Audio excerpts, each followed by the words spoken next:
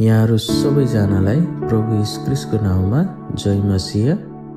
आज यहाँहरूको माझमा मैले ल्याएको वचनको खण्ड रहेको छ भजन संग्रह 23।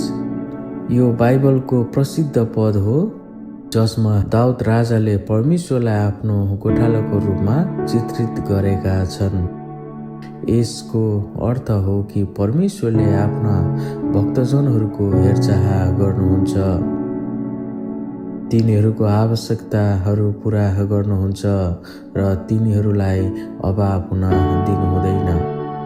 यस पदको अर्थ अझ गहिराइमा बुझ्दा गोठाला शब्दले प्रेम, सुरक्षा, मार्गदर्शन र संरक्षणको भाव व्यक्त गर्छ।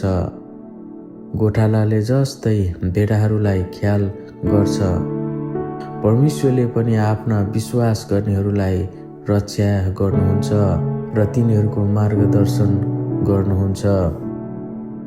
यो पद विशेष गरी कठिन परिस्थितिमा आशा, शान्ति र भरोसा दिलाउने स्त्रोतको रूपमा लिइन्छ। परमप्रभु मेरा गोठाला हुनुहुन्छ, मलाई केही कुराको अभाव हुँदैन।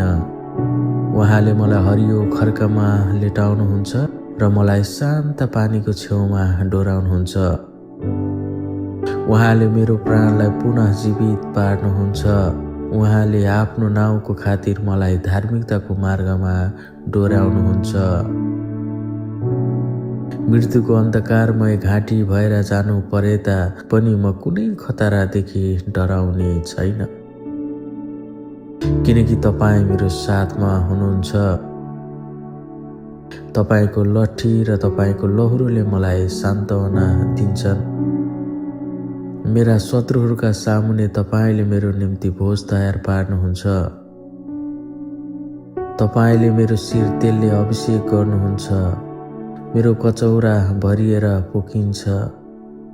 निश्चय नै तपाईँको भलाइ र करुणा मेरो जीवनभरि म पछि लाग्नेछ र परमप्रभुको घरमा म सदा सर्वदै बास गर्नेछु।